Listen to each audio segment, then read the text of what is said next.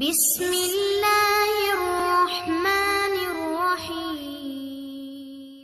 حضرت علی رضی اللہ عنہ نے فرمایا، اپنے راز ہمیشہ اپنے پاس رکھو اور چاہے جو کچھ بھی ہو جائے اپنے راز کسی کو مت بتانا۔ تو اگر آپ اپنے راز کسی کو بتانا چاہتے ہو تو 3 لوگوں کو اپنا راز کبھی مت بتانا، ورنہ پوری زندگی پچھتاؤ گے۔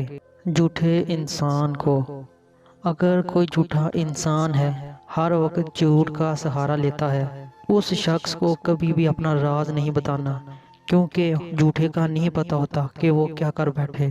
آپ کے ساتھ کچھ ہوگا اور دوسروں کے ساتھ کچھ ہوگا، اور وہ آپ کی باتیں ان کو اور ان کی باتیں آپ کو بتاتا رہے گا۔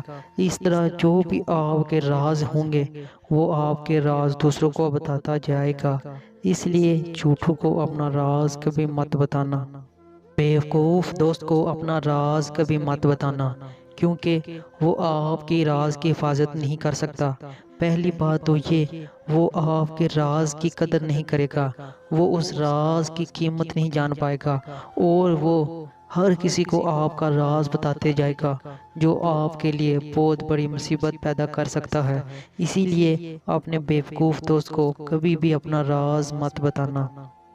عورت کو کبھی اپنا راز مت بتانا، کیونکہ جب بھی آپ عورت کو اپنا راز بتاؤ گے تو آپ کا راز جاننے کے بعد اس کے دل میں یہی خواہش ہوگی، کب میں اس راز کو دوسروں تک پہنچاؤں۔